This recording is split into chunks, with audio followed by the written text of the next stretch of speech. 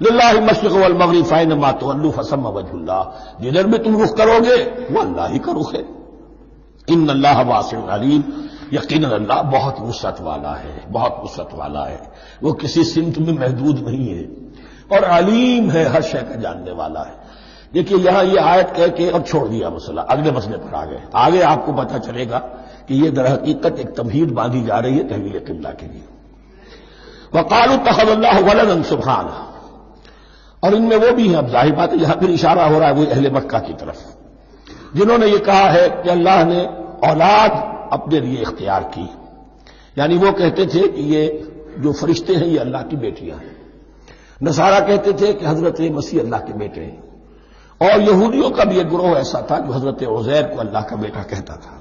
بل لہ ما فی السماوات والارض، نہیں، آسمانوں اور زمین میں جو کچھ ہے اسی کی ملکیت ہے، سب مخلوق ہے، مملوک ہے، خالق اور مالک صرف وہ ہے۔ کل لہ قانتون، اور سب کے سب اس کے فرما بردار ہیں، بڑے سے بڑا رسول، بڑے سے بڑا ولی، بڑے سے بڑا فرشتہ، بڑے سے بڑے اجرام سماویہ، سب کل لہ قانتون۔ بدیع السماوات والارض، وہ آسمان اور زمین کو پیدا کرنے والا ہے بغیر کسی شے کے۔ یہ ابداع اور خلق، ان میں فرق ہے۔ ابداع، بلکہ شاہ ولی اللہ دہلوی نے حجت اللہ البالغہ کا جو پہلا چیپٹر ہے اس کو یہی 3 عنوان دیے ہیں۔ اللہ تعالیٰ کے افعال بنیادی طور پر 3 ہیں، ابداع، خلق، تدبیر۔ ابداع ہے جسے انگریزی میں کہتے ہیں کریشن ایکس نہیلو، عدم محض سے کچھ بنا دیا، کچھ نہیں تھا اور بنا دیا، کن فیکون، یہ ابداع ہے۔ خلق ہے اب ایک چیز سے دوسری چیز بنانا، گارے سے انسان بنایا، یہ تخلیق ہے، آگ سے جن بنایا، یہ تخلیق ہے، نور سے فرشتے بنایا، یہ تخلیق ہے۔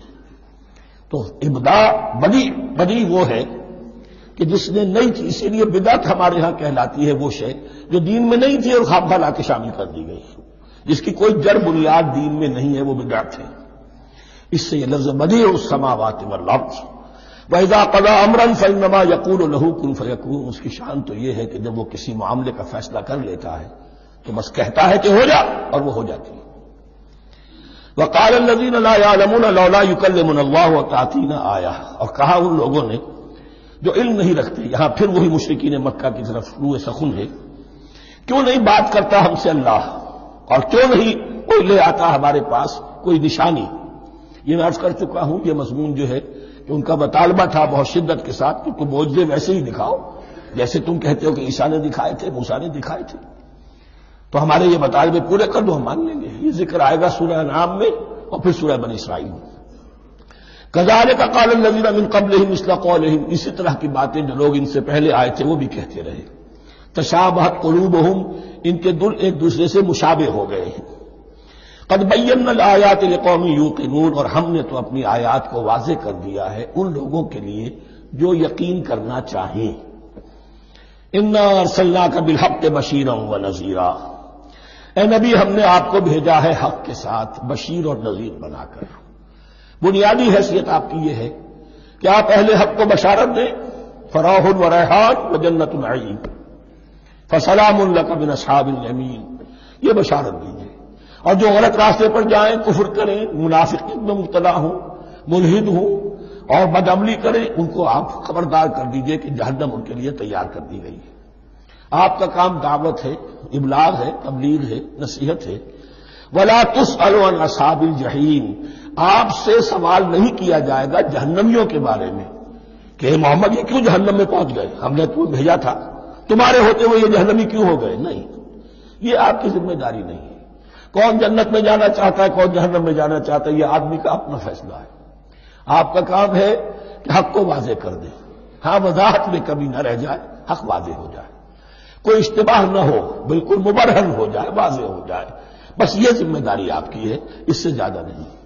یہ مسئولیت جو ہوتی ہے، انسان اگر اپنی اصل مسئولیت سے زیادہ ذمہ داری اپنے سر پر ڈال لے تو اس سے بھی بہت بڑی بڑی گمراہیاں پیدا ہوتی ہیں۔ اور اس کا جو تذکرہ ہو رہا ہے بڑی گمراہی تو معاذ اللہ وہ تو ہمارے حوالے سے ہوتی ہے۔ ہمارے ہاں کی بہت سی جماعتیں جو ہیں اسی طرح کی غلطیوں کی وجہ سے وہ غلط راستوں پر پڑ گئی، پوری تحریکیں برباد ہو گئی۔ لیکن یہاں بھی حضور کا معاملہ کیا ہو رہا تھا کہ حضور چاہتے تھے کہ کسی طرح یہ علماء یہود ایمان لے آئے۔ بہرحال حضور کے دل میں رغبت، آخر مکے میں آپ تھے تو دعائیں مانگتے تھے، اے اللہ عمرو ابن ہشام اور عمر ابن خطاب میں سے کسی ایک کو تو میری جھولی میں ڈال دے۔ تو اسی طرح کی دعا آپ نے کی ہوگی۔ فرمایا وَلَن تَرْضَىٰ عَنكَ الْيَهُودُ وَلَا النَّصَارَىٰ حَتَّىٰ تَتَّبِعَ مِلَّتَهُمْ۔ اے نبی کسی مغالطے میں نہ رہیے، ہرگز راضی نہیں ہوگے آپ سے نہ یہ یہودی اور نہ نصرانی، جب تک کہ آپ پیروی نہ کریں ان کی ملت کی۔ لہذا امید منقطع کر لیجیے، اس لیے کہ زیادہ امید ہو تو مایوسی ہو جاتی ہے۔ اقبال نے بہت خوب کہا ہے بندہ مومن کے بارے میں، جس کی امیدیں قلیل، جس کے مقاصد جلیل۔ مقصد اونچا لیکن امید قلیل رکھیے، اللہ چاہے گا تو ہو جائے گا، نہیں چاہے گا تو میرا کام تو اپنی حد تک اپنا فرض ادا کر دینا ہے۔ اس سے زیادہ کی جو ہے خواہش اپنے دل میں پالیں گے، کسی اجرت پسندی میں گرفتار ہو جائیں گے، کہیں دائیں بائیں ہک اور کرک کے ذریعے سے کہیں پہنچنے کی کوشش کریں گے اور اپنے آپ کو بھی برباد کر دیں گے۔ لن ترضى عنك اليهود ولا النصارى حتى تتبع ملتهم قل ان هدى الله هو الهدى، کہہ دیجئے دیکھو ہدایت تو ہے اللہ کی ہدایت۔ وَلَئِنِ اتَّبَعْتَ أَهْوَاءَهُمْ، اور اے نبی آپ بھی کان کھول کر سن لیں، اگر آپ نے ان کی خواہشات کی پیروی کی، یہاں ہم جوڑ دیں گے الفاظ بالفرض بفرض محال، اگر آپ نے ان کی خواہشات کی پیروی کی کہ کچھ چلو لے دو کر معاملہ کر لو، کچھ ان کی بات مانو، کچھ اپنی بات منوا لو۔ یہ مکے میں بھی قریش کی طرف سے بھی آیا تھا کہ کچھ اپنی بات منوا لیجیے، کچھ ہماری بات کمپرومائز کیجیے۔ اب ظاہر بات ہے کہ یہاں اب یہود کے ساتھ یہی معاملہ ہے۔ وَلَئِنِ اتَّبَعْتَ أَهْوَاءَهُمْ بَعْدَ الَّذِي جَاءَكَ مِنَ الْعِلْمِ مَا لَكَ مِنَ اللَّهِ مِنْ وَلِيٍّ وَلَا نَصِيرٍ، اور اگر بفرض محال آپ نے پیروی کی ان کی خواہشات کی، اس کے بعد کہ آپ کے پاس علم آ چکا، تو نہیں ہوگا کوئی بھی اللہ کے مقابلے میں آپ کے لیے کوئی مددگار یا حمایتی۔ معاذ اللہ معاذ اللہ، حق کی تلوار بڑی ننگی ہے، اور یہاں اللہ کا عدل یہ فرد سے فرد تک بدلتا نہیں ہے، نہ امت سے امت کی طرف بدلے گا۔ قوم اور کسی اور قوم سے ایک معاملہ، کسی دوسری قوم سے کوئی اور معاملہ نہیں۔ اللہ کے اصول ہیں، اللہ کے قوانین ہیں، اس کی فطرت ہے، فطرت اللہ التی فطر الناس علیہا۔ پھر یہ کہ اس کی سنت ہے، لن تجد لسنت اللہ تحویلا ولن تجد لسنت اللہ تبدیلا۔ الذین آتیناہم الکتاب یتلونہ حق تلاوتہ، وہ لوگ کہ جنہیں ہم کتاب دیتے ہیں وہ اس کی تلاوت کرتے ہیں جیسا کہ اس کی تلاوت کا حق ہے۔ اس پر میں نے اپنے کتاب سے میں بحث کی ہے، تلاوت کا اصل حق کیا ہے۔ مسلمانوں پر قرآن مجید کے حقوق نامی کتاب سے اب یہاں پہ تفصیل سے بیان کرنے کا وقت نہیں ہے، لیکن ایک بات جان لیجیے کہ تلاوت کا لفظ جو قرآن کے لیے قرآن نے اختیار کیا یہ بڑا ذو معنیین ہے۔ تلا یتلو ہم اسے بھی کہتے ہیں پڑھنا، اور تلا یتلو کسی کے پیچھے پیچھے چلنے کو کہتے ہیں۔ والشمس وضحاها والقمر اذا تلاها، سورج کے بعد پیچھے آتا ہے چاند۔ تو یتلو کے معنی کیا ہے؟ when you are reading the book you are following the text۔ بعض لوگوں کو دیکھا ہوگا انگلی ان کی چلتی ہے ساتھ ساتھ، وہ بیچارے زیادہ ماہر نہیں ہے تو تاکہ نگاہ ادھر سے ادھر نہ ہو جائے، ایک سطح سے دوسری سطح پر نہ پہنچ جائے، انگلی بھی ساتھ ساتھ پھیرتے ہیں، تو فالوئنگ دی ٹیکسٹ۔ لیکن اس تلاوت کا اصل حق کیا ہوگا؟ جب آپ اس کتاب کو فالو کریں، اسے اپنا امام بنائیں، اس کے پیچھے چلیں، اس کا اتباع کریں، اس کی پیروی کریں، جس کی کہ دعا ہم کرتے ہیں وَاجْعَلْهُ لَنَا إِمَامًا وَنُورًا وَهُدًى وَرَحْمَةً، تو اللہ تو بنائے گا ہمارا امام اس کو اسی وقت جب کہ ہم سچ نہ کر لیں کہ ہم اس کتاب کے پیچھے چلیں گے۔ الذین آتیناہم الکتاب یتلونہ حق تلاوتہ اولئک یؤمنون بہ، جو اللہ کی کتاب کی تلاوت کا حق ادا کرے اور اس کی پیروی بھی کرے، وہی ہے جو اس پر ایمان رکھتے ہیں۔ جو نہ تلاوت کا حق رکھتے ہوں ادا کریں، نہ پیروی کریں، وہ دعویٰ کریں کہ ہمارا ایمان ہے تورات پر اور کتاب پر، تو یہ دعویٰ جو ہے جھوٹا دعویٰ ہے۔ میں وہ حدیث آپ کو سنا چکا ہوں ما آمن بالقرآن من استحل محارمہ، جس شخص نے قرآن کی کسی حرام کردہ شے کو اپنے لیے حلال کر لیا، اس کا قرآن پر کوئی ایمان نہیں۔ ومن یکفر بہ فاولئک ھم الخاسرون، اور جو اس کا کفر کرے گا تو وہی لوگ ہیں خسارے میں رہنے والے۔ اب وہ بریکٹ بند ہو رہی ہے، وہ آیت کے جو 6 رکوع کے شروع میں آئی تھی دوبارہ آ گئی جوں کی توں، یا بنی اسرائیل اذکروا نعمتی التی انعمت علیکم وانی فضلتکم علی العالمین۔ یہ ترتیب ذہن میں رکھیے۔ اور دوسری آیت بھی جو کہ صرف یہ ہے کہ ترتیب تھوڑی سی بدلی ہے۔ بریکٹ یوں بناتے ہو تو اس کی چونچ ادھر ہوتی ہے تو اس کی چونچ ادھر ہوتی ہے، تو اسی طریقے سے ذہن میں رکھیے کہ دوسری آیت کی ترتیب تھوڑی سی بدل دی درمیانی، اور وہ بھی درمیان میں چونچ والا معاملہ جو ہوتا ہے۔ واتقوا یوما لا تجزی نفس عن نفس شیئا، یہ تو جو کہ تو وہی ہے، ڈرو اس دن سے جس دن کوئی جان کسی دوسری جان کے کام نہ آ سکے گی۔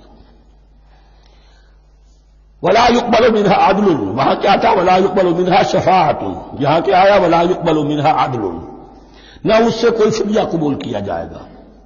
ولا تنفعها شفاعت، یہ شفاعت بعد میں لے آئے، عدل پہلے لے آئے، وہاں شفاعت پہلے ہے عدل بعد میں، بس یہ تبدیلی ہے۔ ولا هم ينصرون، اور یہ پھر جو کا تو وہی جو پہلی آیت میں تھا، جو 6 رکوع کی دوسری آیت ختم ہوئی، نہیں انہیں کوئی مدد مل سکے گی۔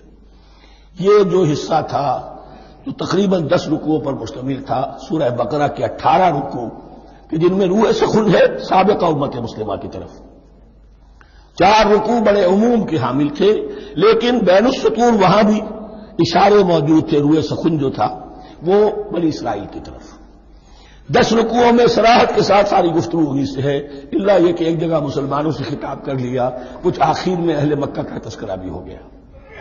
اب اس کے بعد ذکر شروع ہو رہا ہے حضرت ابراہیم علیہ السلام کا۔ وہ بات سمجھ لیجیے کہ کیا وجہ ہے اس کی۔ دیکھیے حضرت ابراہیم کی نسل کی یہ 2 شاخیں چلی، ویسے تو 3 ہیں۔ عام طور پر لوگوں کے علم میں ہے کہ 2 بیویاں تھیں، حضرت ہاجرہ سے حضرت اسماعیل پیدا ہوئے، بڑے تھے، حضرت سارہ سے حضرت اسحاق، ان کے بیٹے یعقوب، یعقوب کے 12 بیٹے بنی اسرائیل۔ حضرت اسماعیل کو حضرت ابراہیم نے آباد کیا خانہ کعبہ کے پاس لا کر، بواد غیر ذی زرع، تو وہاں یہ جو ایک نسل چلی۔ لیکن نبوت جو ہے حضرت ابراہیم کے بعد حضرت اسماعیل کو تو ملی، اس کے بعد مسلسل یوں سمجھیے کہ تقریباً 3000 کا فصل ہے سالوں کا کہ کوئی نبوت اس شاخ میں نہیں آئی۔ نبوت کا سلسلہ چلا دوسری شاخ میں، حضرت یعقوب، حضرت اسحاق، حضرت یعقوب، حضرت یوسف، چلتے جائیے، اور پھر حضرت موسیٰ اور عیسیٰ سے شروع ہو کر حضرت موسیٰ اور ہارون سے شروع ہو کر حضرت عیسیٰ اور یحییٰ تک 1400 برس مسلسل۔ اگرچہ تیسری شاخ بھی تھی، بنو قطورہ کہلاتے، تیسری اہلیہ آپ کی تھی قطورہ، بنی قطورہ میں سے ان کی اولاد بڑی کثیر تھی، ان میں سے ایک مدین تھے، مدین یا مدیان، ان میں حضرت شعیب کی بعثت ہوئی تھی۔ حضرت شعیب بھی حضرت ابراہیم کی نسل میں سے ہیں، لیکن بنی مدیان میں سے۔ بہرحال اب چونکہ حضور کی بعثت ہوئی بنی اسماعیل میں، ادھر بنی اسرائیل ہے جن سے یہ خطاب ہو رہا ہے سابقہ امت مسلمہ، اور اب یہ امامت الناس منتقل ہونے والی ہے بنی اسرائیل سے بنی اسماعیل کو۔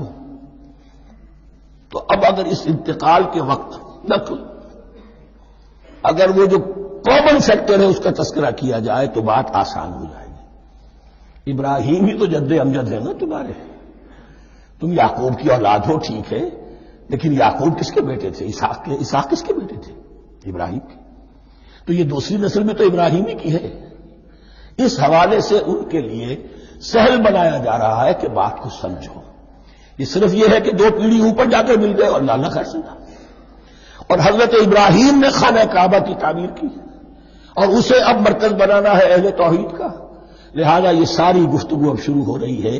4 رکوع اب وہ ہے 15 سے شروع ہو کر 18 تک، ان کا اصل مضمون ہے تحویل قبلہ۔ وَإِذِ ابْتَلَىٰ إِبْرَاهِيمَ رَبُّهُ بِكَلِمَاتٍ فَأَتَمَّهُنَّ، اور ذرا یاد کرو جب ابراہیم کو آزمایا اس کے رب نے بہت سی باتوں میں۔ میرا ایک کتاب چاہے حضرت ابراہیم کی شخصیت پر، حج اور عید الاضحیٰ اور ان کی اصل روح، اور اس میں ایک تحریر ہے، ایک تقریر ہے. جو تحریر ہے وہ مجھے بہت پسند ہے کہ کیسے کیسے امتحان آئے ہیں حضرت ابراہیم علیہ السلام پر. فَأَتَمَّهُنَّ، اب یہ ایک جملے میں ایک پوری داستان ہے. اس نے ان سب کو پورا کیا، سب میں پاس ہو گیا، ہر امتحان سے کامیابی کے ساتھ وتھ فلائنگ کلرز ہر امتحان سے نکلے.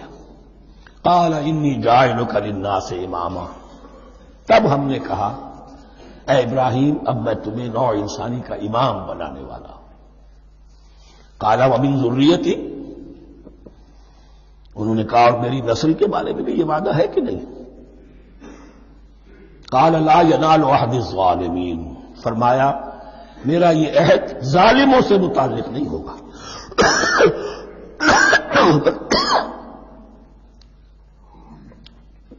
مطلب کیا ہوا کہ تمہاری نسل میں سے جو صاحب ایمان ہوں گے، نیک ہوں گے، سیدھے راستے پر چلیں گے، ان سے ہمارا وعدہ ہے، لیکن نسلیت کی بنیاد پر نہیں ہے کہ جو بھی تمہاری نسل میں سے لازماً وہ اس وعدے کا مصداق بن جائے.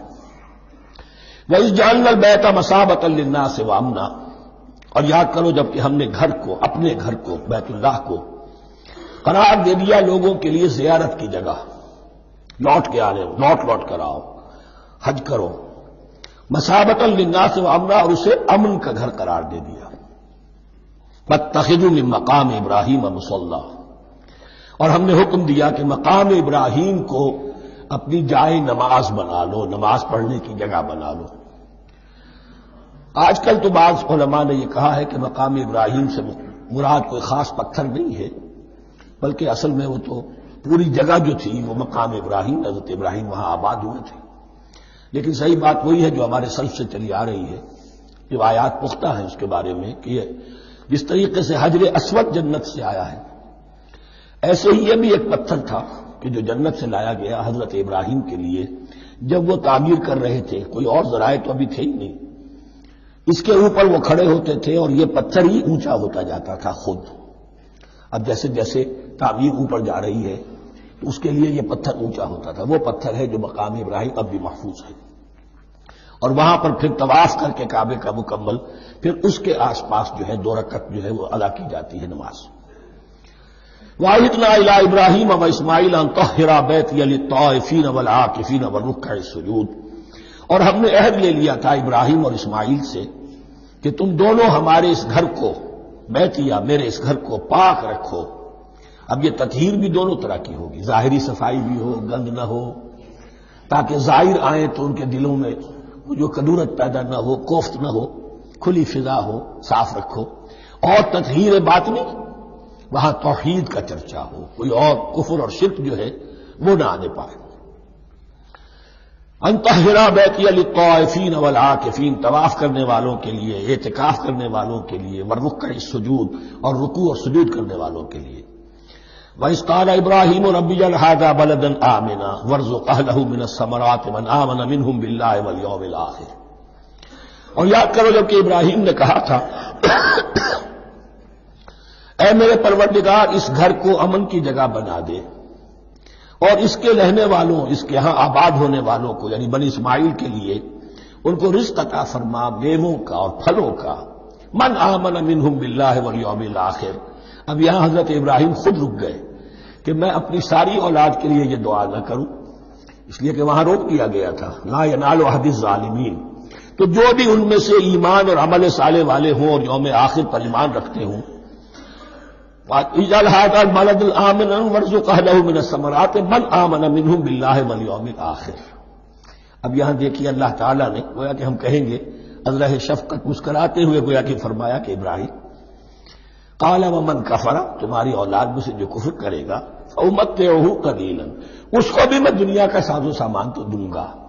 امامت میں شامل نہیں کر سکتا، لیکن یہ کہ دنیاوی طور پر مال و متاع جو ہے وہ ان کو بھی میں دوں گا. ومن کفر فأمتعه قلیلا ثم اضطره الى عذاب النار، ہاں پھر اسے کشاں کشاں لے آؤں گا جہنم کے عذاب کی طرف. وبئس المصیر، اور وہ بہت ہی بری جگہ ہے لوٹنے کی.